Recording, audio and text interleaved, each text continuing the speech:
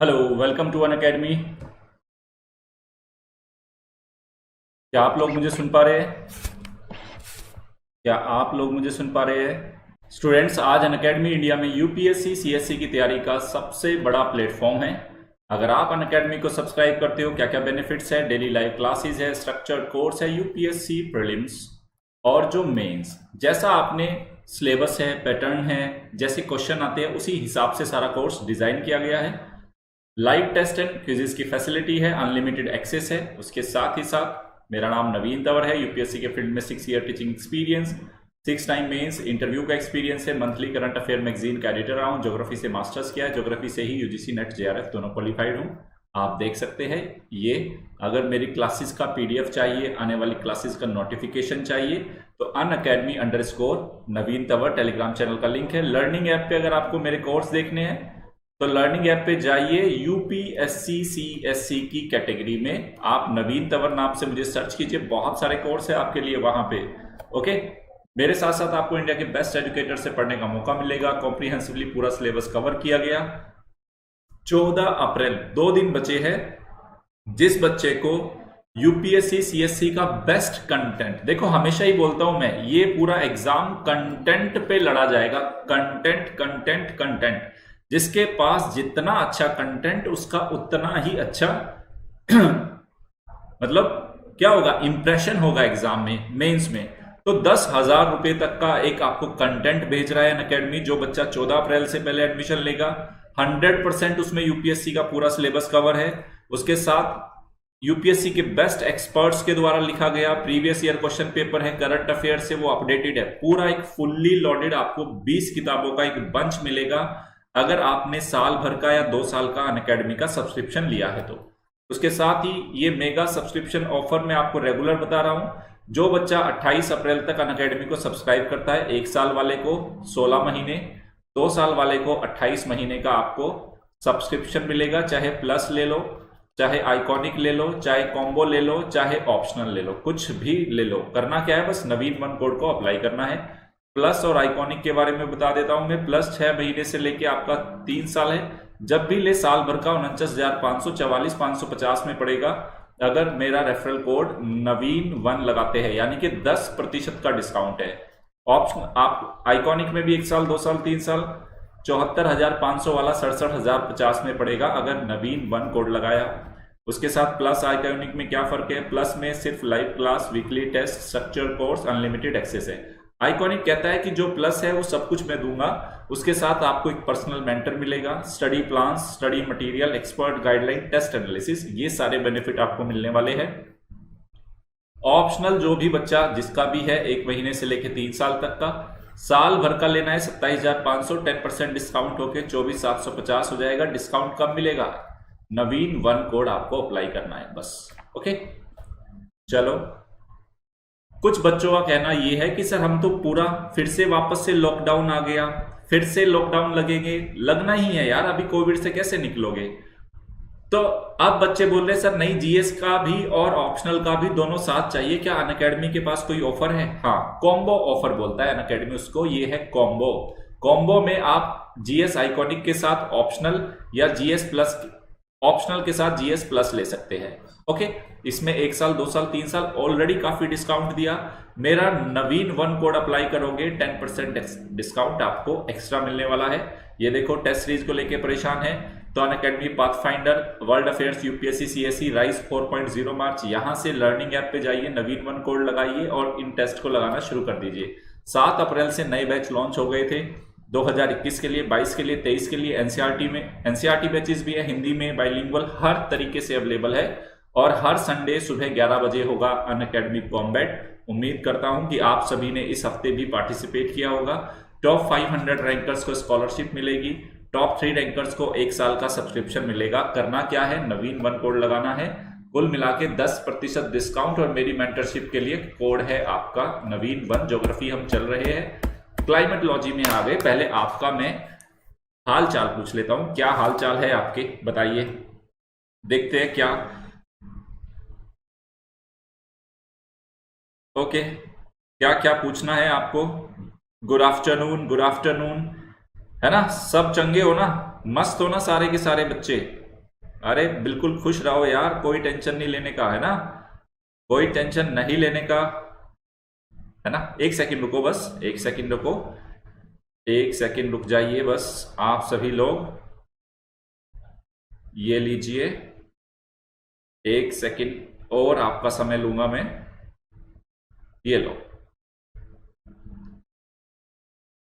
आज आज मैं बच्चों को लिंक भेजना भूल गया, बच्चे बोल रहे सर आज क्लास का लिंक, आज क्लास होगी या नहीं। एक सेकंड रुक जाइए बस, ये लो, क्लास होगी होगी और होगी, ये लो, ये क्लास शुरू हो गई आपकी, ये देखिए। चलो भाई,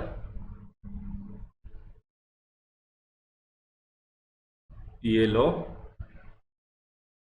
एक तो यार ये YouTube वाला ऐड इतना देता है ना, परेशान कर देता है, ऐड दे दे के YouTube पे इतना ऐड आता है, मतलब कोई वीडियो देखोगे उससे पहले 5 मिनट पहले ऐड ही चलेगा।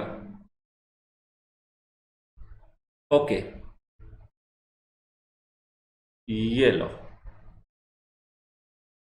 बच्चे पूछ रहे हैं सर साइंस टेक नहीं चल रही आरंभ पे, ठीक है, अनअकैडमी को फोन लगाओ, बोलो भाई क्या बात है, साइंस टेक क्यों नहीं पढ़ाया जा रहा, हमें क्या दिक्कत हो गई।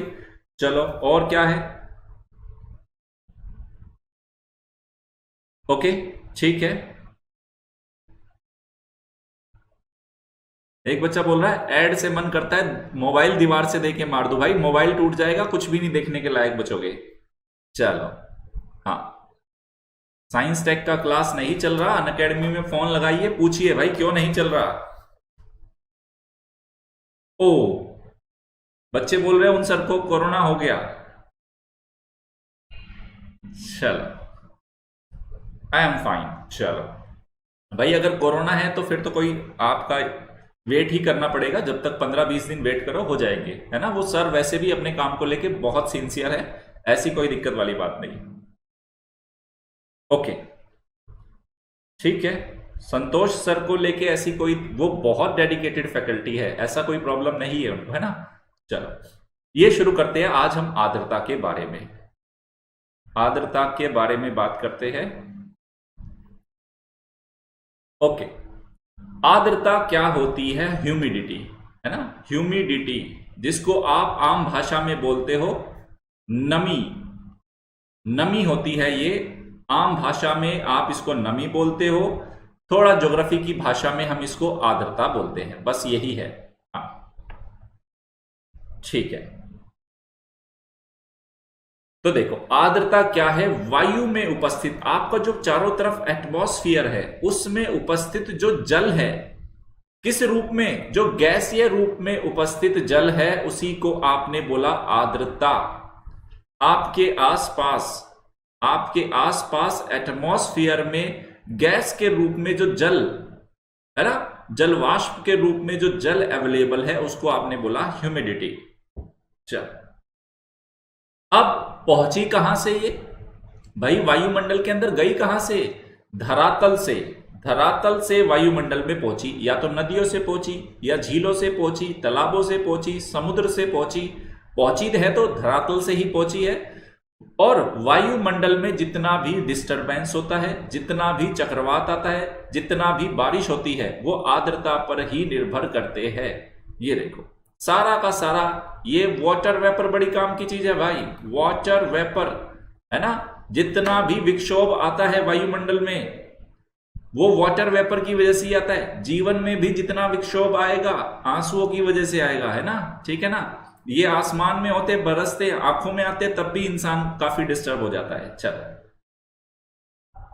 है ना, अरे किसी की आंखों में आंसू आ गया, आप एकदम से बोलते हो यार नहीं हम ये कर देंगे वो कर देंगे। जीवन में विक्षोभ, है ना, वो भी आपका नमी, नमी बड़ी इंपॉर्टेंट होती है,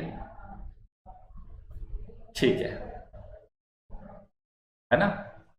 इमोशन का ही खेल है, ये वायुमंडलीय इमोशन है, आर्द्रता वायुमंडलीय इमोशन है, ठीक है।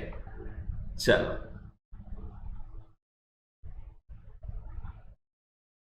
ओके, हाँ, घबराओ मत, आंखों में आंसू आना बुरी बात नहीं होती, अच्छी बात होती है। फिर देखो, अरे खुशी के आंसू भी तो अच्छे होते हैं ना भाई, आंसू तो खुशी में भी आते हैं ना, खुशी में भी आते हैं, खुशी में भी, आंसू बुरी चीज नहीं है। अब ये देखो, निश्चित तापमान पर, किसी भी निश्चित तापमान पर वायु की नमी धारण करने की एक निश्चित क्षमता होती है ना। मेरी तरफ से झरने की आवाज आ रही है। झरना मैं मेरे पीछे तो दीवार है भाई, झरना कहां पे होगा। ठीक है, ये देखो, अब इसको सुनो तसल्ली से, बहुत मजाक हो गई। किसी भी निश्चित तापमान पर, तापमान का मतलब यह है अगर आपके आसपास वायुमंडल का तापमान 30 डिग्री है, ओके, हो सकता है आपके आसपास तापमान 40 डिग्री हो सकता है आसमान जो तापमान है 50 डिग्री हो। तो ये कह रहा है कि किसी भी निश्चित तापमान पर 30 डिग्री अगर तापमान है तो उसकी आर्द्रता धारण करने की क्षमता अलग होगी, 40 डिग्री है उसकी अलग होगी, 50 डिग्री है उसकी अलग होगी। यह बात ध्यान रखना। अगर कोई स्टेटमेंट आ जाता है कि किसी भी तापमान पर वायुमंडल की आर्द्रता धारण करने की क्षमता निश्चित होती है, किसी भी का मतलब 20 डिग्री पे भी, 30 डिग्री पे भी, 40 पे भी, 50 पे भी नहीं भाई, सब पे अलग अलग होगी। 20 की अलग होगी, 30 की अलग, 40 की अलग, 50 की अलग। 60 डिग्री तो अभी तक नहीं पहुंचा वायुमंडल का तापमान। हो गई, ओके, आइए बात समझ में।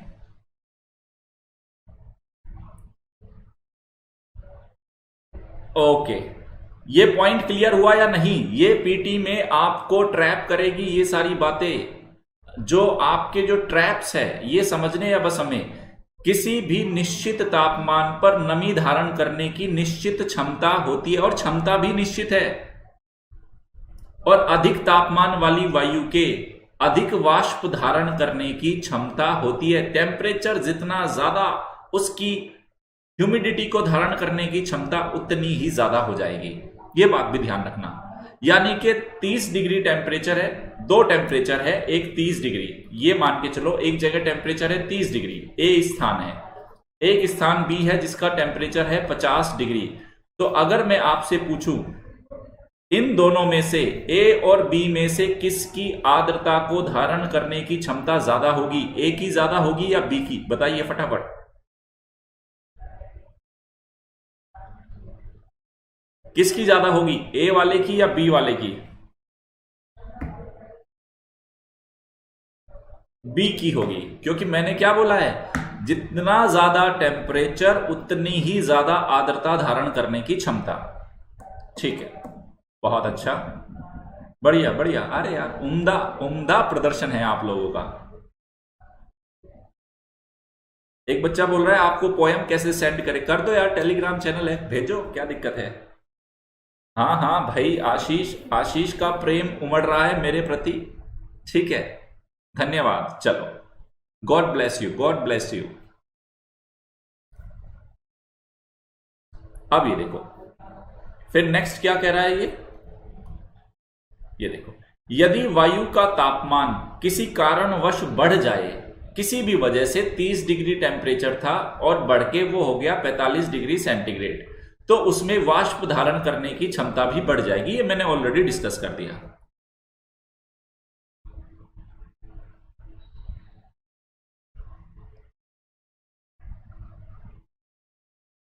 ओके, इसीलिए इसी कारण शीतकाल की तुलना में ग्रीष्म काल में और रात की तुलना में दिन में वायु धारण करने की क्षमता अधिक होती है। ये देखो, इसको ध्यान रखना, पीटी का पॉइंट है ये, आपको विश्लेषण करने में मदद करेगा, आंसर को डिराइव करने में मदद करेगा। ग्रीष्म काल में आर्द्रता धारण करने की क्षमता ज्यादा है, शीतकाल में कम है। दिन में आर्द्रता धारण करने की क्षमता अधिक है, रात को कम है। चलो भाई, ये रिकॉर्डेड क्लास नहीं है, लाइव क्लास है। रिकॉर्डेड क्लास नहीं है, लाइव क्लास है, समझो मेरे। ओके, चलो ये देखो, तो वायुमंडल की आर्द्रता है, उसको हम कैसे रिप्रेजेंट करेंगे? तीन तरह की होती है। देखो, तीन तरह की आर्द्रता होती है। विशिष्ट आर्द्रता, एब्सोल्यूट, जिसको निरपेक्ष आर्द्रता बोलते हैं, और सापेक्ष आर्द्रता। एग्जाम के पॉइंट ऑफ व्यू से हमारी ये वाली ज्यादा इंपॉर्टेंट है, जिसको हम बोलते हैं रिलेटिव ह्यूमिडिटी। सापेक्षिक आर्द्रता।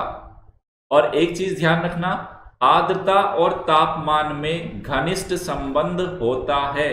जितना ज्यादा टेम्परेचर बढ़ेगा, आर्द्रता धारण करने की क्षमता उतना ही ज्यादा बढ़ जाएगा। यह बात ध्यान रखना। आर्द्रता पे आ गए थे, सापेक्षिक आर्द्रता, ये लीजिए सापेक्षिक आर्द्रता पे हम आ गए थे। हाँ, क्लास फिर से स्टार्ट करनी पड़ी स्टूडेंट्स, कोई टेक्निकल इश्यू था जिसके चलते दोबारा शुरू हुई है, लेकिन हम शुरू वहीं से करेंगे जहां हमारी पिछले वाली क्लास एंड हुआ था। ओके, हाँ, है ना, फटाफट आओ यार, फटाफट आ जाइए सारे लोग। अब पता नहीं यार कैसे स्टॉप हो गया, है ना। अब मुझे तो स्टैंडर्ड प्रोसीजर को ही फॉलो करना होगा। लेके आइए अपने दोस्तों को, जो चले गए हैं उनको वापस लेके आइए, जो चले गए हैं उनको वापस लेके आना है। फटाफट पकड़ के लाइए सबको, कौन कौन कहां कहां पे जा चुका है। ठीक है, पिछले वाला शायद कोई बफरिंग हो रहा था, वो ऑटोमेटिकली यार जो भी हुआ ठीक है, कोई दिक्कत नहीं है। गुड आफ्टरनून है, गुड आफ्टरनून है।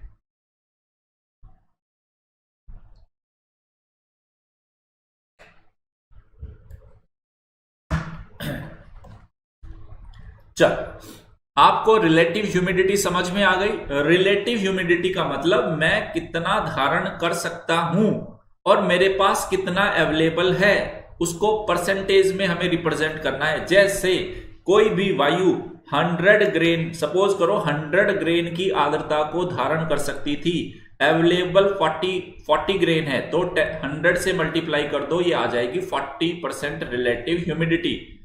यानी कि इस बॉक्स में सिर्फ अभी 40% है, इसमें 60% और ला दोगे तो ये सैचुरेट हो जाएगी। चलो,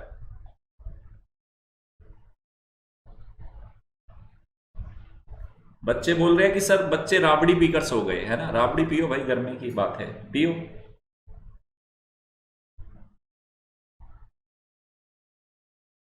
ओके, चलो, तो सापेक्षिक आर्द्रता को हमने रिप्रेजेंट किया था, धारण करने की सामर्थ्य और अवेलेबल कितना है। सामर्थ्य थी 100 ग्रेन, अवेलेबल 40 ग्रेन है, 100 से मल्टीप्लाई कर दो, ये 40% रिलेटिव ह्यूमिडिटी आ जाएगी। ये लो, चलो, ओके, ये देखो। अब ये सापेक्षिक आर्द्रता का क्या महत्व है, सापेक्षिक आर्द्रता का महत्व क्या है, ये देखो इसने क्या बोला। देखो, सापेक्षिक आर्द्रता को प्रतिशत में व्यक्त करते हैं, पहली बात तो ये। तो अगर कोई वायु 100% उसकी रिलेटिव ह्यूमिडिटी आ गई, 100% का मतलब ये कुछ ऐसा होगा, 100 ग्रेन तो उसकी क्षमता थी, 100 ग्रेन ही उसमें अवेलेबल है, और उसको हमने 100 से मल्टीप्लाई कर दिया तो आ गया 100%। ये लो, इसका मतलब जब भी किसी वायु की रिलेटिव ह्यूमिडिटी 100% हो जाएगी, उसको हम बोलते हैं कि वायु क्या हो गई, वो सैचुरेट हो गई। ये लो, सैचुरेट हो गई। सैचुरेशन कब आएगा, 100% पे सैचुरेशन आएगा। चल, आया ये पॉइंट समझ में आपको, ये पॉइंट क्लियर हुआ आपको? फटाफट बताइए, ये पॉइंट समझ में आया या नहीं। भाई इसको समझ लो, बाद में बहुत काम आने वाला है, चक्रवात वगैरह सारी चीजें इस पे डिपेंडेंट है। ठीक है, अच्छी बात है, सबको समझ में आ गया ये। चलो,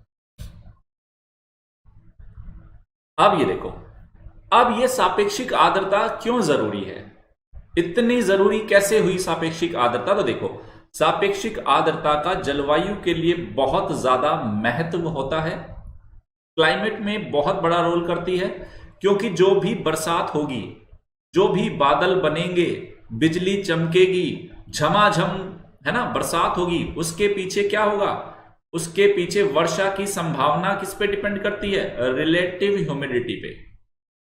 अगर रिलेटिव ह्यूमिडिटी जितनी ज्यादा है, रिलेटिव ह्यूमिडिटी जितनी ज्यादा बढ़ती जाएगी, मतलब कहीं 40% है, 40 से 50 होती है, 50 से 60 होती है, 60 से 70, 80, 90, 100, अरे अक्कड़ बक्कड़ बम्बे बो नहीं है भाई ये, ठीक है, रिलेटिव ह्यूमिडिटी है।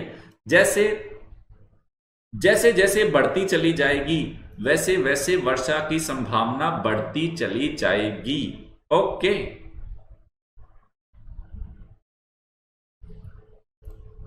ठीक है,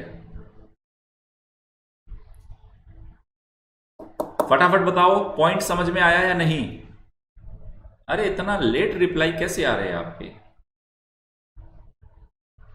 ओके,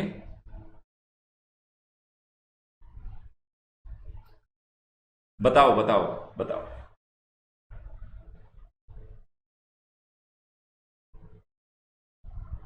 ठीक है,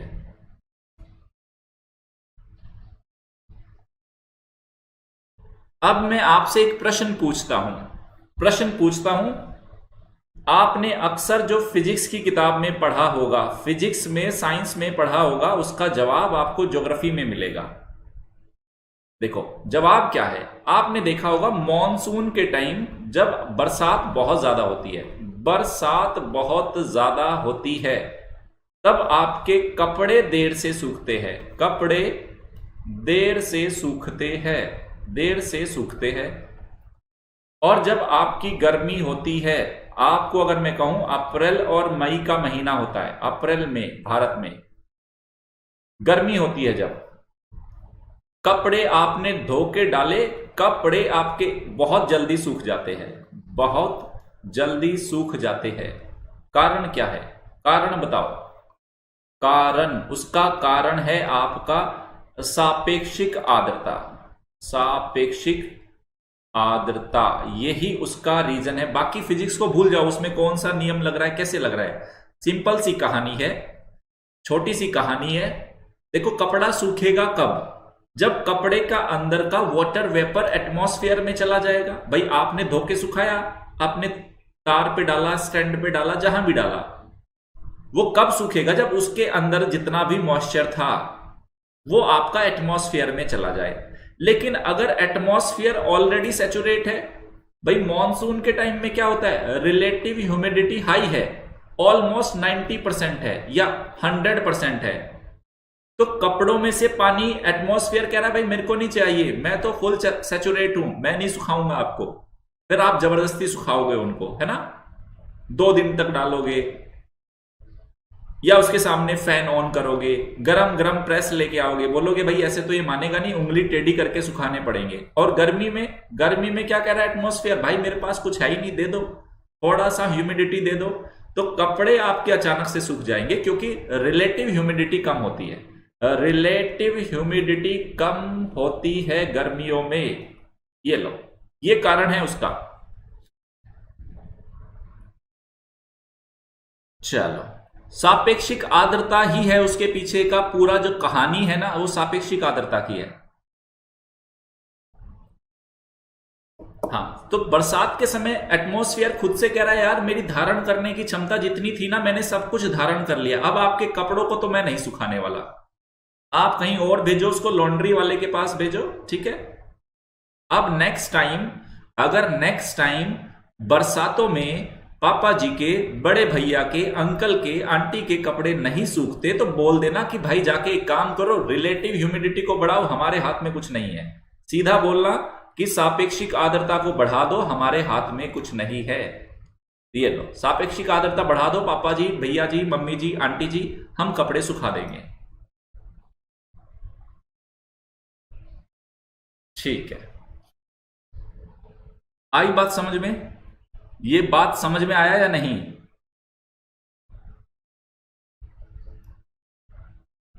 ठीक है, सही आ गई समझ में। ओके,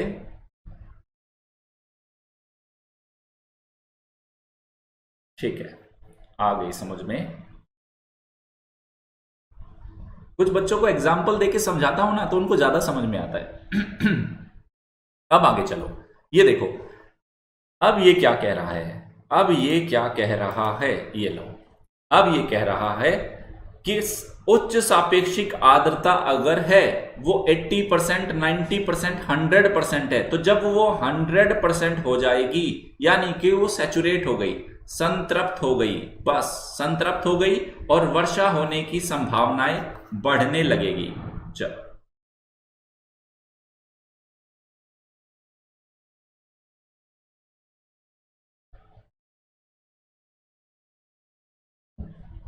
चलो बच्चे कह रहे हैं मशीन में डालकर सुखा देंगे, किसको? अंकल जी को। अंकल जी को सुखाओगे या कपड़ों को सुखाओगे? ठीक है। क्लास एंड हो गई थी, टेक्निकल कारण की वजह से हुई थी। निधि राठौर, टेक्निकल इश्यू आया था जिसकी वजह से क्लास को एंड करना पड़ा था। चलो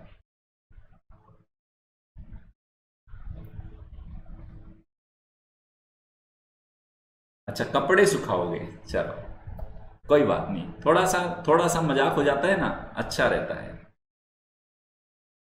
ओके, अब ये देखो स्पेसिफिक ह्यूमिडिटी। देखो हमारे जो सबसे ज्यादा काम में आने वाली है ना, वो रिलेटिव ह्यूमिडिटी ही काम में आने वाली है। बाकी को आप याद भी नहीं करोगे ना फिर भी चलेगा, बस पता होना चाहिए कि 3 तरह की होती है, निरपेक्ष, सापेक्ष और विशिष्ट। ओके,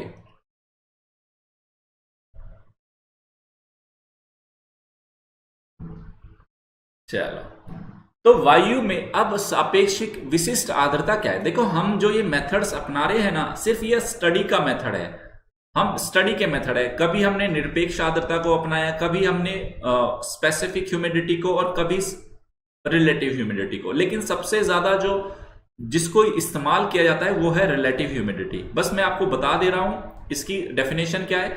वायु में पाए जाने वाले वाष्प का भार, जो आपने वाटर वेपर वायु के अंदर है, और वायु का जो भार है उसका जो रेशो है उसको हम बोलते हैं स्पेसिफिक ह्यूमिडिटी। बस इतना ही याद रखना है। तो इसको अगर हम मेजर करेंगे, जैसे रिलेटिव ह्यूमिडिटी को हमने परसेंटाइल में मेजर किया था, इसको हम मेजर करेंगे प्रति किलोग्राम वायु में जलवाष्प का भार ग्राम में दिखाया जाता है, ये लो, ठीक है। तो हम विशिष्ट आर्द्रता का इस्तेमाल क्या करते हैं? कोई भी वायु राशि होती है, वायु राशि समझ गए ना, एयर मास, जिसने फ्रंट्स बनाए थे जिनकी वजह से फ्रंट्स बने थे, उनके गुणों को व्यक्त करने में विशिष्ट आर्द्रता का महत्व होता है। चलो ठीक, नेक्स्ट आ गए संघनन। चलो आर्द्रता तो हमने डिस्कस कर ली, हमारा मुद्दा है बारिश कैसे होगी, बादल कैसे बनेंगे, कोहरा क्या होगा, कुहासा क्या होगी, है ना, ओस की बूंदे कैसे बनेगी। तो अब ये देखो, अब यार देखो एक चीज बताओ, बहुत सारी बॉलीवुड फिल्मों के जो गाने होते हैं, है ना, अब मुझे लगता है अगर उन्होंने ज्योग्राफी पढ़ ली होती तो वो गाने बनाने की जरूरत नहीं पड़ती। आपको नहीं फील होता? जैसे एक फिल्म में एक हीरो कहता है क्यों चलती है पवन, अरे भाई उसको बता देते भाई कहीं हाई प्रेशर होता है, कहीं लो प्रेशर होता है, इसलिए पवन चलती है, तो इतना बड़ा गाना बनाने की जरूरत ना पड़ती, है ना। तो ज्योग्राफी अगर पढ़ लिया होता मेरे हिसाब से 10th स्टैंडर्ड का, 11th स्टैंडर्ड का, 12th स्टैंडर्ड का, तो जवाब मिल गया होता। ठीक है, चलो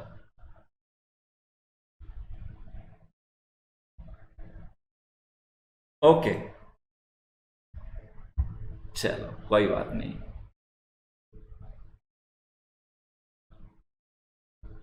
ओके, चलो भाई बात समझ में आ गई ना, मुस्कुरा रहे हैं बच्चे, ठीक है।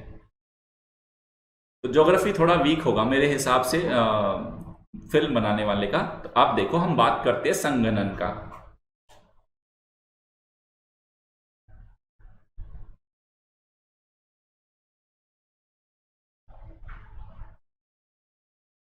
चलो अब ये देखो, अब आते हैं कंडेंसेशन। संघनन क्या होता है? देखो वाटर वेपर तो उड़ के चली गई, समुद्र से भी ऊपर चला गया, नदियों से, झीलों से, तालाबों से वो वाटर वेपर आसमान में चली गई। अब क्या होगा, जैसे जैसे वो सैचुरेट हो जाएगी, सैचुरेट होने का मतलब रिलेटिव ह्यूमिडिटी 100%, वो जितना धारण कर सकती थी उसको उतना सब कुछ मिल गया।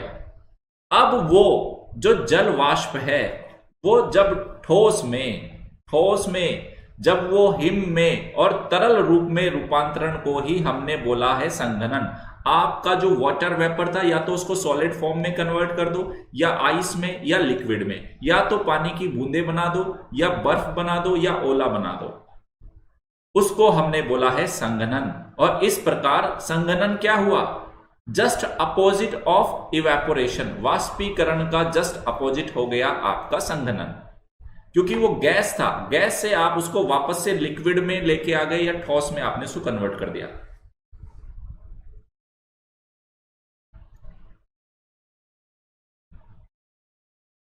बहुत सारा प्रीवियस ईयर क्वेश्चन पेपर आया है इसमें, ठीक है। ओके,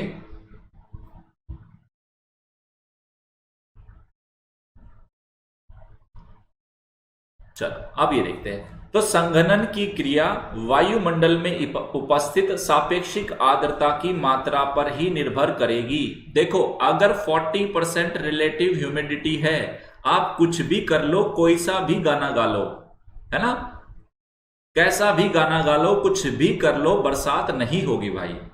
वो होगी तो रिलेटिव ह्यूमिडिटी पे, जब तक वो कंप्लीट सैचुरेट नहीं होगी तब तक बादल नहीं बनेंगे, है ना। और बादल नहीं बना और बादल के रास्ते में फिर रुकावट भी लेके आनी पड़ेगी, तभी जाके बरसात होगी। चलो, तो संघनन की क्रिया वायुमंडल में सापेक्षिक आर्द्रता पर आधारित होती है। और संघनन के रूप क्या है, हमें पता कैसे चलेगा कि संघनन हो रहा है? तो देखो, ओस की तो बूंदे आपने देखी होगी ना, कभी घूमने गए होंगे, सुबह सुबह कोई ना कोई तो उठा होगा, आपने पेड़ पत्तियों पर, कुछ घास पर, किसी के घर में बाइक होगी, साइकिल होगी, कार होगी, उसके ऊपर आपने कुछ ओस की बूंदे देखी होगी। पाला देखा होगा आपने, कोहरा देखा होगा जिसको आप कोहरा बोलते हो, उसके बाद कुहासा, फिर तुषार, फ्रॉस्ट जिसको आप बोलते हो, फ्रॉस्ट, ओला देखा होगा जिसको आप ओलावृष्टि को हेल स्टॉर्म बोलते हैं, बादल, और जो आपकी वर्षा है, बरसात जो होती है, वो सब का सब कंडेंसेशन के फॉर्म है। ये कंडेंसेशन के ही विभिन्न रूप है, याद रखना ये सारी चीजें।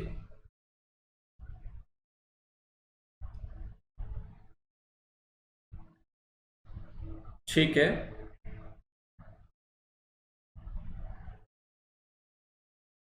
चलो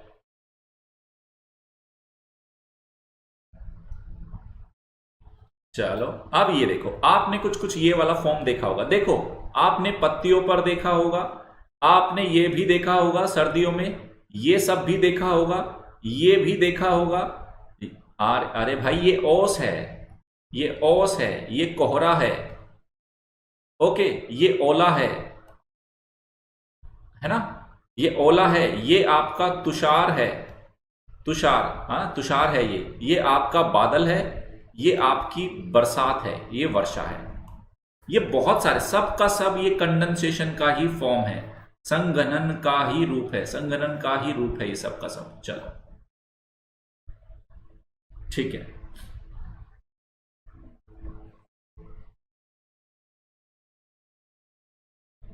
ठीक, आगे चलते हैं। तो अब क्या होता है जब घनीभूत वाष्प, ओके, जब ये आपकी जल वाष्प है, तुषार के रूप में, ओला के रूप में, हिम के रूप में, बरसात के रूप में, जब वो जमीन पर गिरती है, तब उसको हम बोलते हैं अवक्षेपण या अवपतन। ये एक शब्द यूज किया जाता है उसके लिए साइंस में। ऊंची चोटियों पर, जो ऊंची चोटियां होती है पर्वतीय, बादल हिम के रूप में मिलते हैं, और अपने आसपास के जल बूंदों को लेकर, जितना भी वाटर वेपर अवेलेबल होता है, थोड़ा उसको कंडेंस करना शुरू कर देते हैं और गिरना शुरू कर देते हैं, बड़े हो जाते हैं और गिरने लगते हैं।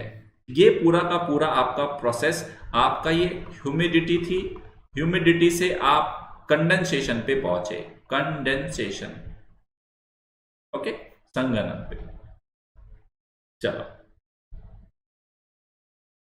प्रियांशी राजावत पूछ रही है कि सर तुषार क्या होता है? बताएंगे, तुषार भी बताएंगे, आने वाली स्लाइड्स में आपको तुषार भी बताएंगे कि तुषार क्या होता है ना। पाला कैसा होता है, बच्चों को पाला भी नहीं पता, अभी बताते, एक एक करके सब बताते हैं। अब जैसे आप बोलते हो हिमपात, स्नोफॉल जिसको आप बोलते हो, स्नोफॉल हो गया शिमला के अंदर, कुल्लू में, मनाली में, उत्तराखंड में, जम्मू कश्मीर में स्नोफॉल होता है। स्नोफॉल होना, या जिसको आप बोलते हो बरसात होना, जिसको आप बोलते हो रेनफॉल। तो स्नोफॉल कहां पे होगा, रेनफॉल कहां पे होगा, वो डिपेंड करेगा बादल और धरातल के बीच के तापमान पर, बादल और धरातल के बीच का टेम्परेचर कैसा है ना। अगर बादल और धरातल के बीच का टेम्परेचर का डिफरेंस हिमांक से कम हुआ तो हिम गिरेगा, और अगर हिमांक से ज्यादा हुआ तो वो बूंदे गिरेगी। ये याद रखना। अगर यूपीएससी पीटी में पूछता है कि स्नोफॉल और रेनफॉल किस पे डिपेंड करता है, तो बादल और धरातल के बीच का टेम्परेचर डिफरेंस निकाल लो और फिर देख लो कि क्या टेम्परेचर डिफरेंस है। अगर वो हिमांक से कम है तब होगा स्नोफॉल, और अगर हिमांक से ऊपर है तो वो क्या होगा, रेनफॉल। चलो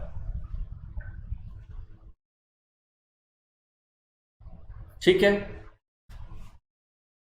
आई बात समझ में? ये आपको फटाफट बताओ कमेंट सेक्शन में लिख के, ये मुद्दा समझ में आया या नहीं?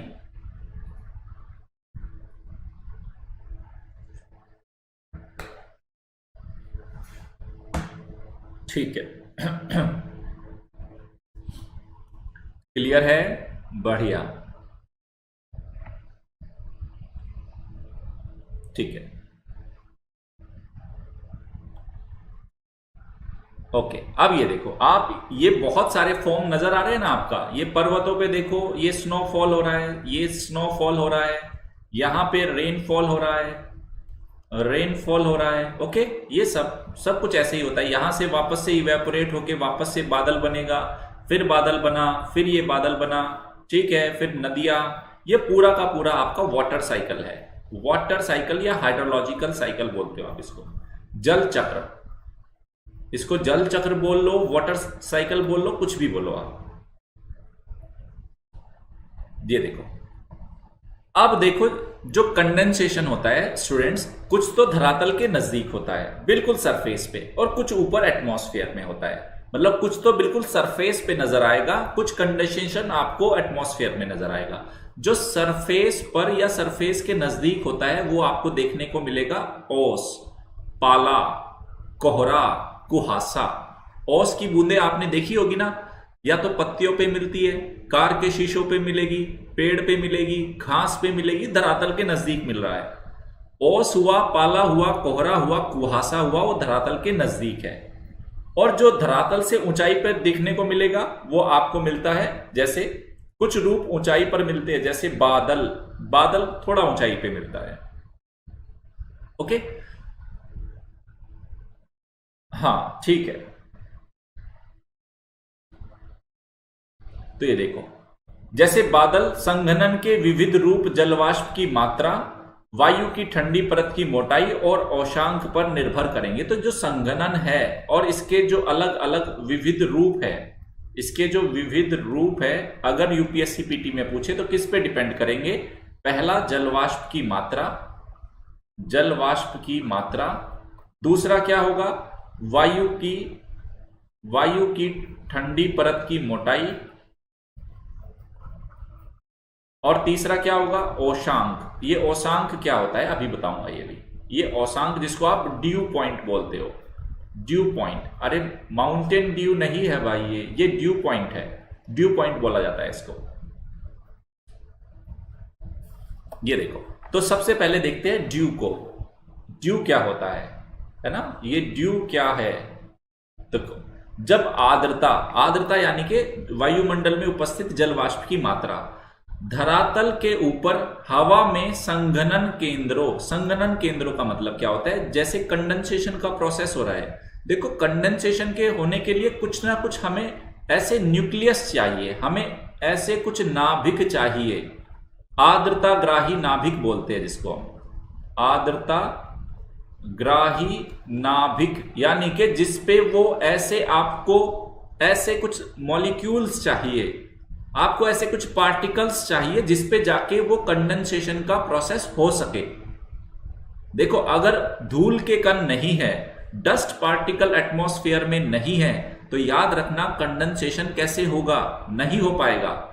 तो आर्द्रता धरातल के ऊपर हवा में संघनन के केंद्रों पर संघनित ना होकर अगर वो धरातल पर ठोस पत्थरों पर, घास पे, पौधों की पत्तियों की ठंडी सतहों की बूंदों के रूप में जमा हो जाती है, उसको हम बोलते हैं ओस। याद रखना, जो एटमॉस्फेयर के अंदर तो जो संघनन होगा, बच्चों याद रखना, उसके लिए चाहिए आर्द्रता ग्राही नाभिक। जो ऊपर आपके बादल बनते हैं ना, तो उसके लिए डस्ट पार्टिकल का होना जरूरी था।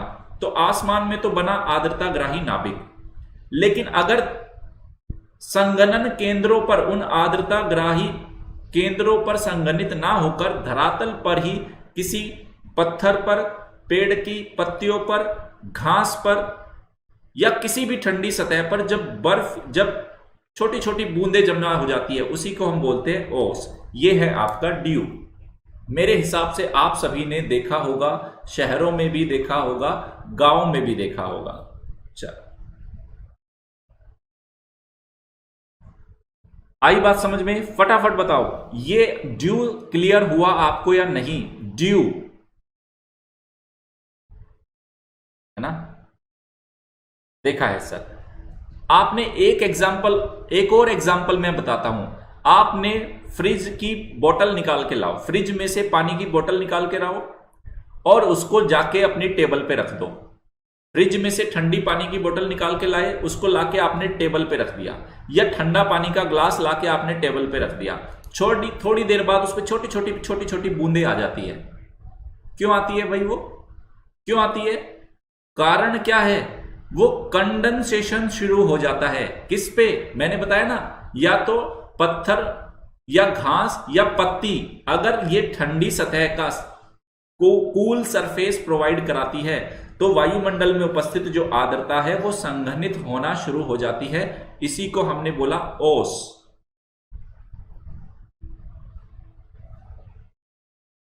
ठीक है, आया पॉइंट समझ में ये आपको?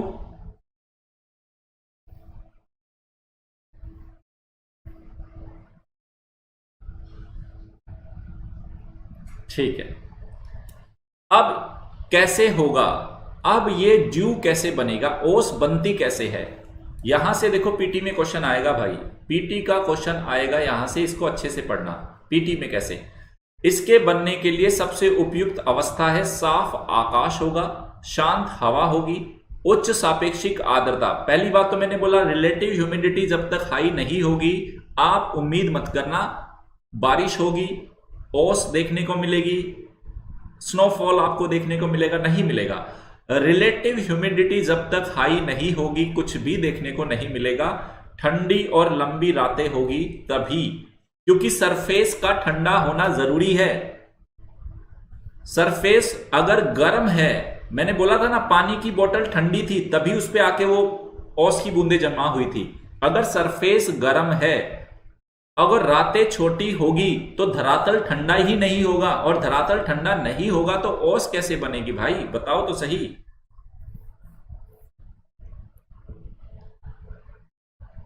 चलो, आई बात समझ में इनको?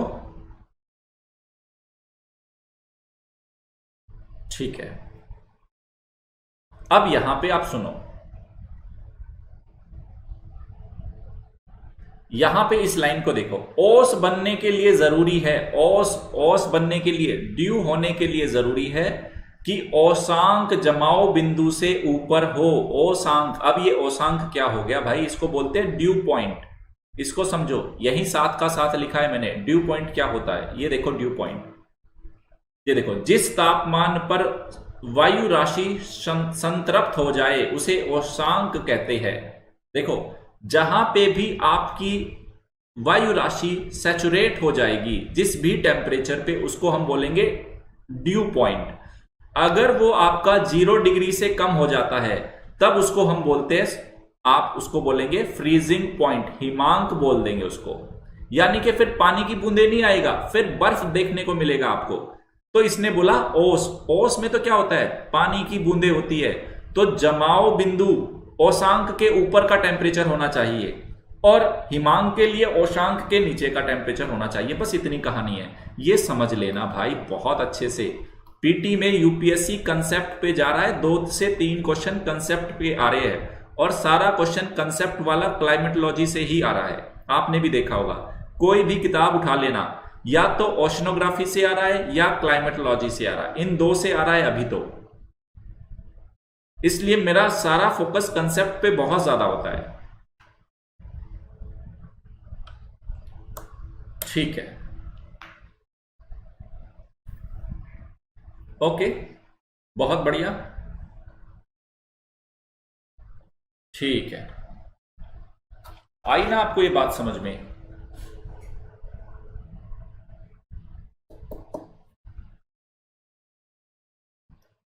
ठीक है, चलो अब आते हैं तुषार पे। तुषार देखते हैं। अरे भाई तुषार है, तुषार कपूर नहीं है ये तुषार नहीं, तुषार कपूर नहीं है, तुषार है। अब देखो तुषार क्या होता है।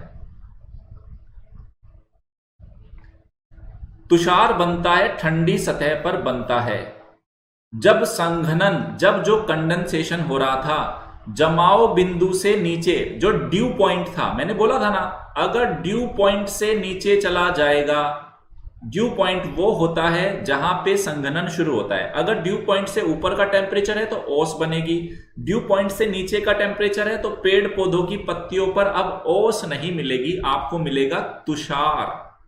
तुषार क्या होता है? जब संघनन ड्यू पॉइंट से नीचे हो, उसको हमने बोला तुषार। संतृप्त का मतलब होता है सैचुरेट, सैचुरेट, सैचुरेट, सैचुरेट, इसको बोलते हैं संतृप्त। ओके, ठीक है, ये देखो तो ठंडी सतहों पर बनेगा कंडेंसेशन जब जमाव बिंदु से नीचे चला जाता है, अर्थात ओशांक जमाव बिंदु पर या उसके नीचे होगा तो बनेगा तुषार। अब देखो उजले तुषार का, अब उजला तुषार है ना, उसके बनने के लिए सबसे उपयुक्त अवस्था क्या है? ओस के बनने की अवस्था के समान ही है, केवल हवा का तापमान जमाव बिंदु पर या उससे नीचे होना चाहिए, बस इतना ही फर्क है। सारा सारा का सारा प्रोसेस आपका ओस बनने जैसा ही है, बस टेम्परेचर आपका नीचे आना चाहिए।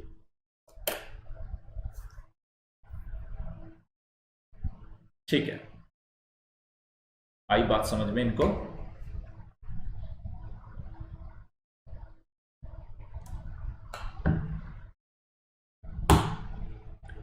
समझ आया या नहीं? फटाफट बताइए दोस्तों, बताइए।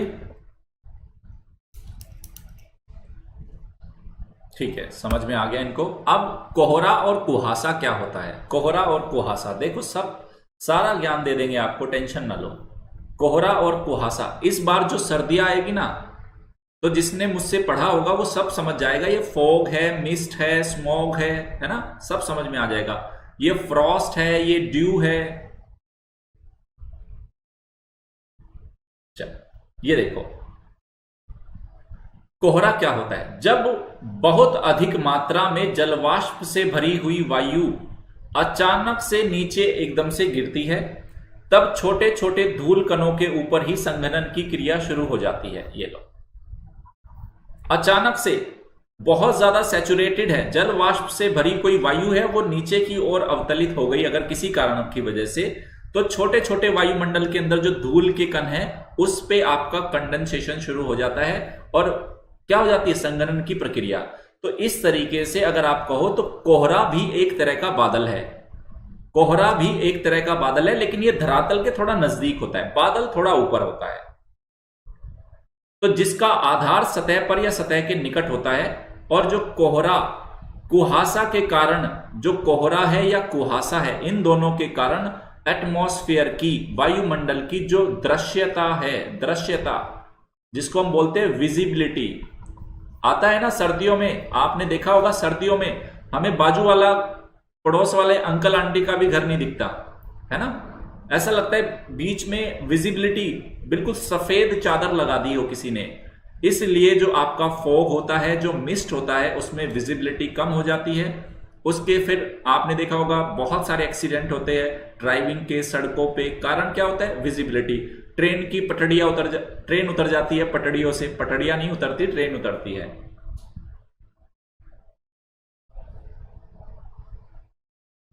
चलो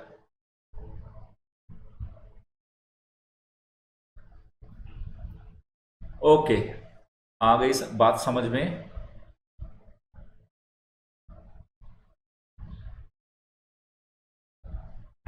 ओके, अब ये देखिए ऐसी स्थिति को, और जब ऐसी स्थिति हो जाए, जब कोहरे के अंदर धुआं शामिल हो जाए, धुआं, धुआं जानते हो ना, धुआं, तो ऐसी स्थिति जिसमें कोहरा और धुआं एक दूसरे के साथ आके दोस्ती कर ले उसको हम बोलते हैं स्मॉग, स्मॉग बोलते हैं। तो बेसिकली स्मॉग बना कैसे, स्मॉग माने धुआं और प्लस फॉग, ये है स्मॉग। स्मॉग बनता है स्मॉग से और फॉग से, फॉग से, ठीक है।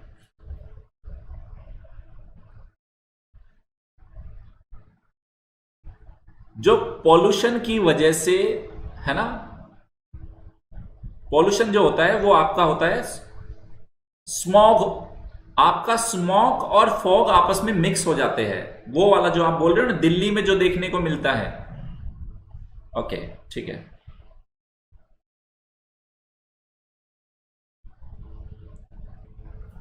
ठीक है चलो। अब कोहरा, आप पूछोगे सर कोहरा और कुहासा में क्या फर्क है। देखो कोहरे को बोलते हैं फॉग और कुहासे को बोलते हैं मिस्ट, इन दोनों में क्या फर्क है, कोहरा और कुहासे में क्या फर्क है, बस देखो। देखो कोहरा, कोहरा कुहासे की तुलना में ज्यादा ड्राई होता है, उसके अंदर ड्राइनेस ज्यादा होती है, और जहां उष्ण हवा की धारा शीत हवा के संपर्क में आती है, वहां पे जहां ठंडी और गर्म हवा आपस में मिलती है, चाहे समुद्री धाराएं मिले या पवनें मिली, वहां पे आपका कोहरा बनेगा। तो कोहरे छोटे बादल होते हैं जिसमें धूल कण, धुएं के कण और आपके कुछ सॉल्ट्स के आपके पार्टिकल्स हो सकते हैं। और अगर बात करें कुहासे की जिसको हम बोलते हैं मिस्ट, और कोहरे की जिसको हम बोलते हैं फॉग, दोनों में केवल इतना ही अंतर होता है कि कुहासे के अंदर नमी ज्यादा होती है और कोहरे के अंदर नमी कम होती है। आई बात समझ में। कुहासा पहाड़ों पर ज्यादा पाया जाएगा क्योंकि ऊपर उठती हुई गर्म हवा ढाल पर ठंडी हवा के संपर्क में आएगी। तो जैसे ही ठंडी हवा गर्म हवा आपस में मिलेगी वहां पे आपका कोहरा पैदा होगा। ठंडी जलधारा और गर्म जलधाराएं आपस में मिलेगी, वहां पे भी कोहरा पैदा होगा।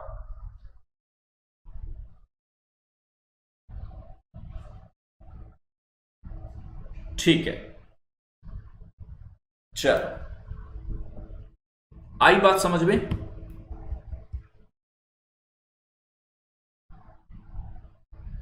चलो आगे चलते हैं। फिर आए बादल। ये देखो बादल आ गए। तो बादल ये बताओ, धरातल के नजदीक बना था हमारा ओस, मिस्ट, फॉग, है ना। धरातल से थोड़ा ऊपर चलोगे वहां पे मिलेंगे आपके बादल। कुछ कुछ बादल देखे होंगे आपने सभी ने। तो संघनन की प्रक्रिया से गुजरने पर वायु में उपस्थित जल वाष्प जल बूंदों और हिमकणों में रूपांतरण हो जाता है। भाई जैसे अरे हमने देखा था ना, जैसे 165 मीटर की ऊंचाई पे जाओगे, 165 मीटर की ऊंचाई पे जाओगे 1 डिग्री सेंटीग्रेड टेम्परेचर डिक्रीज होगा। तो जैसे जैसे जलवाष्प ऊपर की ओर चलती चली जाएगी, जलवाष्प ऊपर जाएगी तो वो संघनित होने लगेगी, हिमकणों में वो कन्वर्ट होने लगेगी।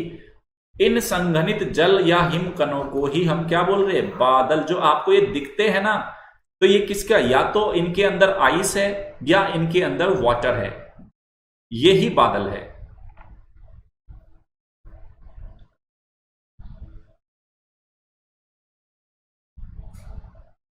ओके बहुत अच्छी बात है।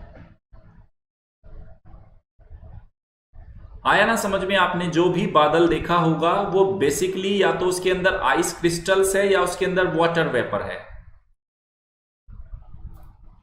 आगे चलते हैं। अब ये देखो बादल, बादल क्या होता है।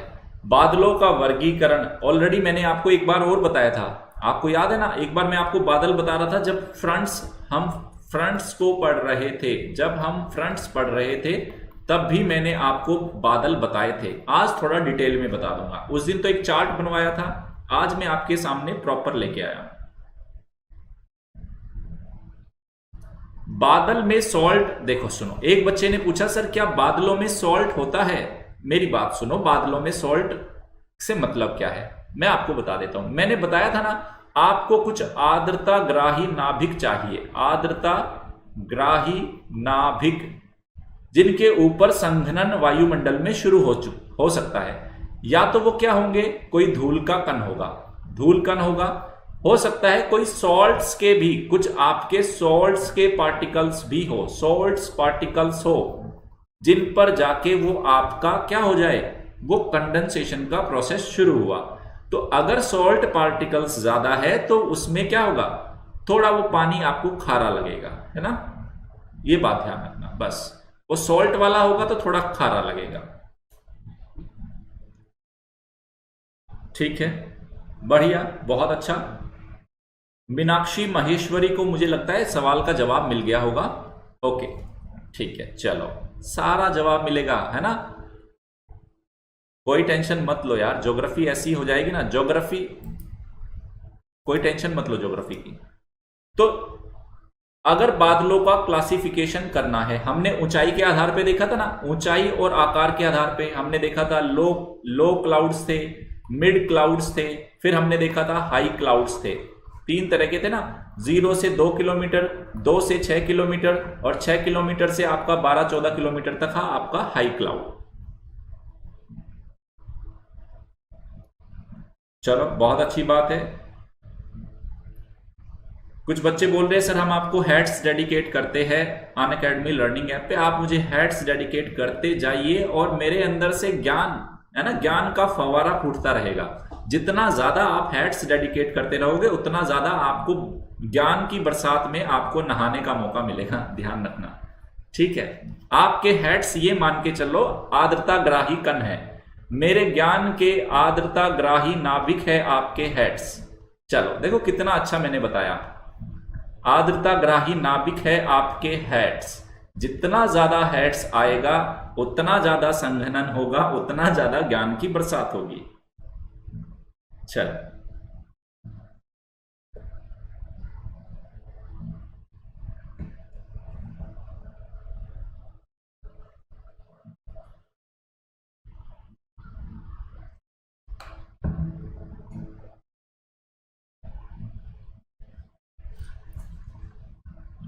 ओके, आशीष सिंह बोल रहे हैं कि वो जियोलॉजिस्ट और क्लाइमेटोलॉजिस्ट बैकग्राउंड है उनका, लेकिन फिर भी मुझसे सीख रहे हैं। थैंक यू, है ना, सीखते रहो यार। ओके,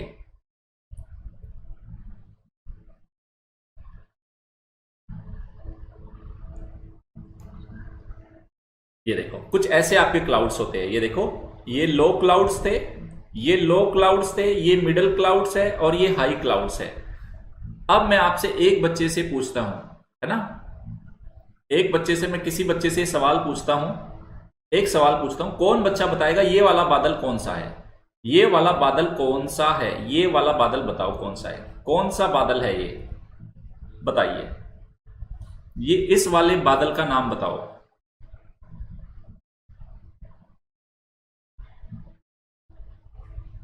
इस वाले बादल का नाम बताओगे?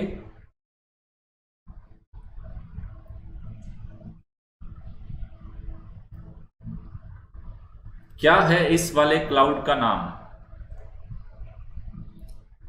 सही बताओ भाई, सही बताओ, मुझे सही बताना होगा। Cumulonimbus, well done. क्यूमुलोनिम्बस कपासी वर्षा बादल है ये, कपासी वर्षा। मैंने बताया था वर्टिकल होता है, बिल्कुल 12 किलोमीटर की ऊंचाई तक ऐसे सीधा खड़ा हो जाता है शेर की तरह जाके, और बोलता है कि मैं गरजूंगा, मैं बरसूंगा, मैं गरजूंगा, मैं बरसूंगा, ठीक है, और मैं भी बिजली चमकाऊंगा। ये सारी सारी विशेषताएं है इसके क्यूमुलोनिम्बस के अंदर। लो क्लाउड है, लेकिन विस्तार इसका 10 से 12 किलोमीटर तक होता है, ज्यादा गर्म होता है, फटाफट बारिश करेगा, 2-2.5 घंटे में झमाझम करके निकल लेगा। चलो,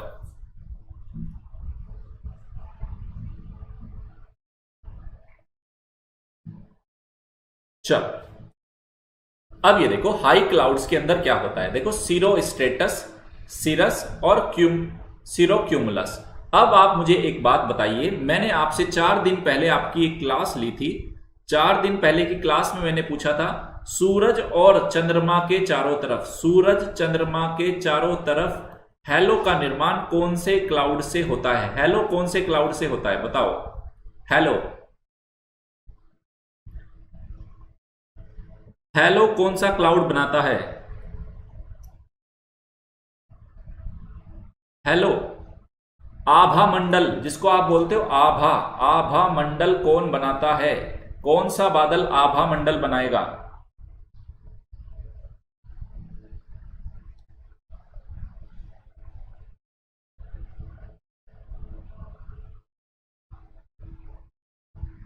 बताइए कौन सा बादल बनाएगा? सीरोस्ट्रेटस। वेल डन, सीरोस्ट्रेटस बनाएगा, ये ध्यान रखना, ये है सीरोस्ट्रेटस, ये बनाएगा आभा मंडल। याद रखना ये पीटी में क्वेश्चन आ सकता है।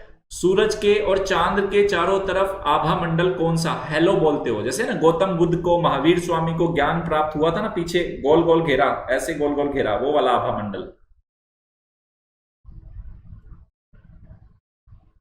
ठीक है, सीरोस्ट्रेटस हो गया, है ना? अच्छा, ओके। उसके बाद मैंने आपको बताया था चक्रवात के आगमन के सूचक। चक्रवात, अगर साइक्लोन आने वाला हो, साइक्लोन आने वाला हो तो आसमान में कौन से बादल दिखाई देंगे? चक्रवात का आगमन का सूचक चक्रवात। बताइए चक्रवात के आगमन के सूचक, चक्रवात आगमन के सूचक कौन से बादल होते हैं? कौन सा क्लाउड है चक्रवात के आगमन के सूचक का?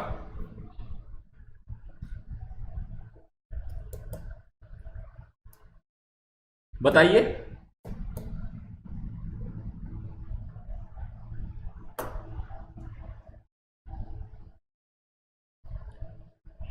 सीरस क्लाउड होता है, सीरस क्लाउड होता है, सीरस, जिसको पक्षाब बादल बोलते हैं। सीरस, ये वाला आपका अगर आसमान में ऐसे बादल देखे जाए तो समझ जाना कि चक्रवात आने वाला है। सीरस क्लाउड बोलते हैं, सीरस क्लाउड है वो।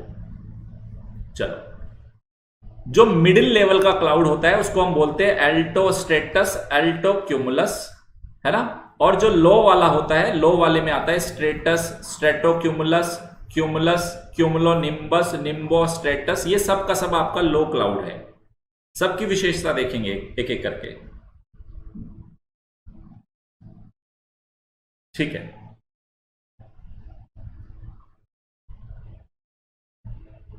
ये देखो, अब एक एक करके इन क्लाउड्स को देखते हैं, एक एक करके देखते हैं इन क्लाउड्स को। ये देखिए, पहले देखेंगे, सबसे पहले देखेंगे हाई क्लाउड्स को। हाई क्लाउड्स है सीरो क्लाउड्स। ये देखो सीरस क्लाउड, देखो वायुमंडल में सर्वाधिक ऊंचाई पर पाए जाने वाले, ऐसे होता है जैसे रेशम के धागे फैला दिए हो किसी ने, है ना?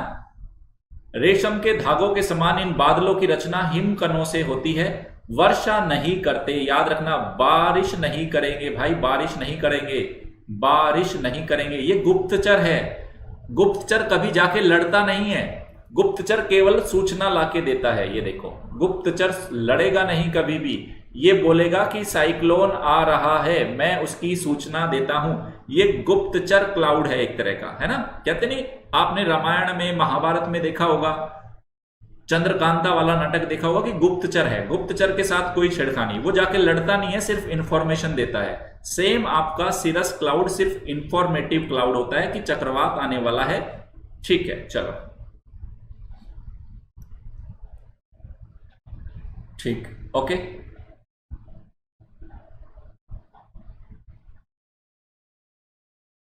चलो, उसके बाद आता है सीरोस्ट्रेटस। सीरोस्ट्रेटस, सीरोस्ट्रेटस, ये भी ऐसा लगता है आसमान के अंदर दूधिया एक चादर बिछा दी हो आपने, बिल्कुल दूधिया चादर, और सूरज के और चांद के समय, चांद के चारों तरफ ये बनाता है प्रभामंडल, जिसको आप आभा मंडल भी बोलते हो, आभा मंडल। ओके, इनसे भी बरसात नहीं होगी, और ये निकट भविष्य में ये भी चक्रवात के आगमन के सूचक होते हैं। लेकिन अगर एग्जाम में क्वेश्चन आ जाए कि सीरस और सीरोस्ट्रेटस, सीरोस्ट्रेटस, तो मैक्सिमम जगह पे सीरस स्ट्रेटस को ही, वहां पे आपको ये दोनों ऑप्शन एक साथ नहीं मिलने वाला। याद रखना, दोनों ऑप्शन, ये वाला भी और ये वाला भी एक साथ नहीं मिलेगा। मैक्सिमम आपको यही मिलेगा जिसको आप बोलोगे पक्षाब बादल। चलो,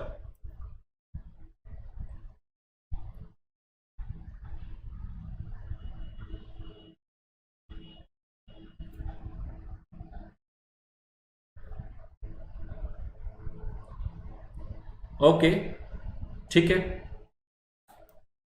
आगे चलते हैं। नेक्स्ट आया सीरोक्यूमुलस क्लाउड। सीरोक्यूमुलस क्लाउड, ये बिल्कुल ऐसा लगता है जैसे लहर के रूप में आसमान के अंदर आपको मिलते हैं, छोटे छोटे गोलों की भांति दिखाई देते हैं, छायाहीन होते हैं। छायाहीन का मतलब ये कोई छाया, अगर सूरज और चांद की सूरज की उसको किरणों को रोक नहीं पाते, इनको हम मैकरल स्काई बोलते हैं। ये देखो ऐसे फैले हुए मैकरल स्काई, जैसे किसी ने लहरदार रूप में किसी ने रुई को बिखेर दिया हो। चलो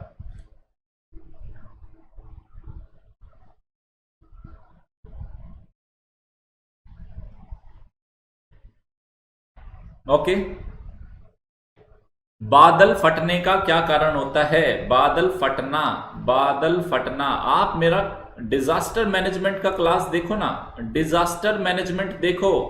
डिजास्टर मैनेजमेंट का class free of cost available है लर्निंग ऐप पे। देखो कैसे कैसे कैसे कौन कौन सा डिजास्टर कैसे आता है, उसके पीछे का क्या कारण है, कैसे रोक सकते हैं, और ये सारे जवाब आपको डिजास्टर मैनेजमेंट स्पेशल क्लास पे बिल्कुल फ्री ऑफ कॉस्ट है। Free of cost. देखो जो जो कोर्स मैंने आज तक अभी तक कराया है ना, जितना तसल्ली से कराया है, एक तो वो कोर्स कराया है जो मार्केट में जिसका कंटेंट अवेलेबल नहीं है। तो मैं जो भी बच्चा नया है, पहली बार मुझे देख रहा है, मैं उसको रिकमेंड करूंगा स्पेशल अनअकैडमी लर्निंग ऐप को डाउनलोड कीजिए। उसमें यूपीएससी सीएससी कैटेगरी में जाइए, नवीन तंवर के नाम से मुझे खोजना शुरू कर दीजिए। और ज्ञान का समंदर है यार, वहां पे जाके गोते लगाओ खूब, है ना। इतना हो चुका है, 4 महीने तक भी पढ़ते रहोगे ना, मेरी वो क्लासेस खत्म नहीं होगी। और सारा यूपीएससी का सिलेबस वहां पे कवर किया जा रहा है। चलो ठीक है ना। ओके आगे देखो, फिर आए ऑल्टो स्ट्रेटस। ऑल्टो, ये भूरे नीले रंग की चादर जैसे छोटे स्तरों वाले बादल होते, बरसात बिल्कुल नहीं करेंगे, सूरज की रोशनी को धुंधला कर देते हैं, इनको हम बोलते हैं ऑल्टो स्ट्रेटस। बिल्कुल स्ट्रेट होते हैं ये ऑल्टो स्ट्रेटस।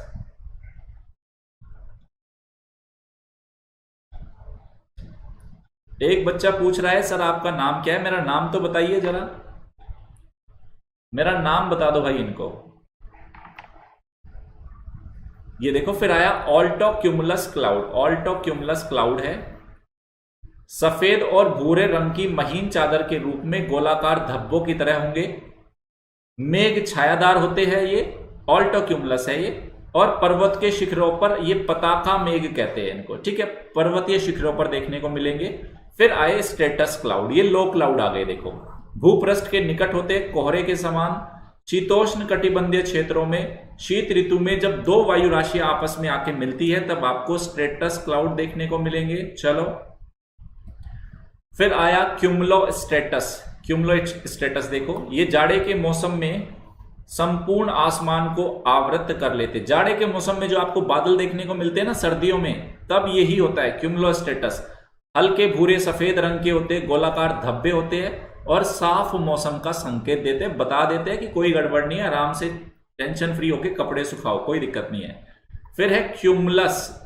क्यूमुलस मेघ जिसको हम बोलते हैं कपासी, ये फूल गोभी के आकार के होते हैं और स्वच्छ मौसम की सूचना देते हैं। ये भी क्यूमुलस क्लाउड है ना। देखो फ्रंट वाले क्लास में भी मैंने बताया था और इधर भी बताया था आपको। फ्रंट वाला क्लास था ना, उसमें भी मैंने आपको क्लाउड डिस्कस किए थे।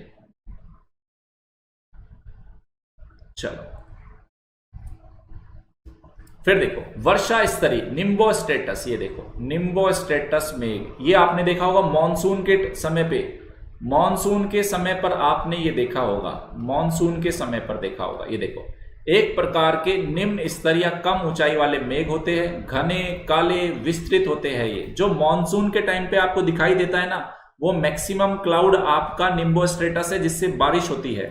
इनके आने पर आसमान में अंधेरा छा जाता है, सूरज का प्रकाश धरती तक नहीं पहुंचेगा, वायुमंडल में आर्द्रता को बढ़ा देंगे और चक्रवात और हिमवृष्टि होने लगता है, तेजी से बरसात होगी।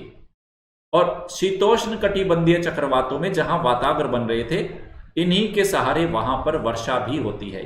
ये है आपके निम्बो स्टेटस। और मैंने बताया था जिस भी बादल से बरसात करानी होगी अच्छी खासी, उसमें निम्बो को डालना होगा। निम्बो का मतलब होता है वर्षक। ये लो वर्षक। चलो ओके आगे चलते हैं। फिर आया क्यूमुलोनिम्बस। क्यूमुलोनिम्बस क्लाउड मैंने बताया था बिल्कुल वर्टिकल क्लाउड होता है, 0 किलोमीटर से लेके 12 किलोमीटर की ऊंचाई तक अत्यधिक गहरे है, काले सघन मेघ होते हैं। ये लंबवत विकास होता है, ऐसा लगता है कोई मीनार खड़ी कर दी हो। भारी वर्षा होगी, ओलावृष्टि होगा, तड़ित झंझा होगा, मेघों का गर्जन होगा, बिजली चमकेगी। और ये शीतोष्ण कटिबंधीय चक्रवातों में भी, उष्ण कटिबंधीय चक्रवातों में आपको ये बादल देखने को मिलेगी। यहां से कम समय में ज्यादा वर्षा होगी, ओलावृष्टि भी इससे होगी। ठीक है, चलो आई बात समझ में आपको। ये बादल वाला चैप्टर आपका यहां पे एंड होता है। ओके गाइस, ये देखिए शंकर आईएएस का किसी को एनवायरनमेंट के लेक्चर कंप्लीट करने हो, शंकर आईएएस का अगर पर्यावरण अगर किसी को देखना है तो लर्निंग ऐप को डाउनलोड कीजिए, वहां पे नवीन तंवर के नाम से मेरी प्रोफाइल सर्च कीजिए। फ्री ऑफ कॉस्ट क्लास देखने के लिए कुछ कोड मांगेगा, तो वो कोड है नवीन1, उसमें कोई पैसा नहीं लगता। ये कोड लगाइए, उन क्लासेस को देखना शुरू कीजिए। एस्से राइटिंग पे कंप्लीट कोर्स हो चुका है। वर्ल्ड और इंडिया मैपिंग का कंप्लीट कोर्स है। अभी भी हर सैटरडे के दिन हमारी मैपिंग की क्लास होती है। ये आपदा प्रबंधन पे कंप्लीट कोर्स है। आपदा प्रबंधन, ये आपकी आंसर राइटिंग पे स्पेशल कोर्सेज है। ठीक है, शंकर आईएएस की आप देख सकते हो 41 लेक्चर हो गए। आने वाले दिनों में बाकी लेक्चर भी आ जाएंगे, पैनिक मत करना आप उसका। ओके, ठीक है, ये कोर्स हो गया, ये चल रहा है, ये हो चुका, ये हो चुका, ये आने वाले हैं, है ना। ये सब आ जाएंगे समय रहते रहते, डोंट वरी। फिर से बोल रहा हूं, 20 किताबें चाहिए जिनसे यूपीएससी का कंप्लीट सिलेबस कवर हो जाएगा अनअकैडमी का। 1 साल वाला बच्चा जो भी प्लान कर रहा है, प्लस ले रहा है या आइकॉनिक ले रहा है, 10,000 रुपए की किताबें मिलेगी। सारा करंट अफेयर से अपडेट मटेरियल होगा, पेपर 1 से लेके पेपर 4 तक का प्रीवियस ईयर क्वेश्चन पेपर होगा। उसमें बेस्ट एक्सपर्ट द्वारा लिखी गई है। ये किसी मार्केट की कोई किताबें नहीं भेजी जाएगी, अनअकैडमी ने खुद लिखी है, अपने एग्जाम एक्सपर्ट्स से लिखवाई है वो किताबें। बस 14 अप्रैल तक आपको परचेज करना है ये। फिर उसके बाद मेगा सब्सक्रिप्शन ऑफर 28 फरवरी अप्रैल तक जो भी बच्चा अनअकैडमी को सब्सक्राइब करेगा, 1 साल वाले बच्चे को मिलेगा 12 + 4 16 महीने का सब्सक्रिप्शन, 2 साल वाले को मिलेगा 24 + 4 28 महीने का सब्सक्रिप्शन। ये ध्यान रखना, चाहे प्लस लो, आइकॉनिक लो, कॉम्बो लो, ऑप्शनल लो, कुछ भी ले लो, बस नवीन1 कोड लगाना है आपको। अगर ये आपको डिस्काउंट चाहिए, ये ऑफर चाहिए, प्लस और आइकॉनिक ये 2 कोर्स है, प्लस 6 महीने से 3 साल, कोई भी लेना, 1 साल से कम लेना मैं उसको रिकमेंड नहीं करूंगा। 49,500 है, 44,550 में पड़ेगा अगर नवीन1 कोड लगाया। आइकॉनिक 1 साल, 2 साल, 3 साल है, ये 74,500 वाला 67,050 में पड़ेगा आपको। ओके, यहां भी नवीन1 कोड लगाना है। ऑप्शनल भी आप ले सकते हो 1 महीने से 3 साल, 27,500 10% डिस्काउंट होके 24,750 में पड़ेगा। नवीन1 कोड लगाना है बस। यहाँ पे भी क्लास पसंद आई, लाइक शेयर सब्सक्राइब जरूर करना। नवीन1 कोड का यूज करना, 10% डिस्काउंट मेरी मेंटरशिप मिलेगी। और 5 मिनट के बाद आपको इस क्लास का पीडीएफ unacademy_नवीन तंवर, ये टेलीग्राम चैनल है मेरा, यहां पे मिल जाएगा। ज्यादा पैनिक नहीं लेना आपको। ठीक है गाइस, मिलते हैं कल फिर आपसे दोबारा से। Okay, have a nice day.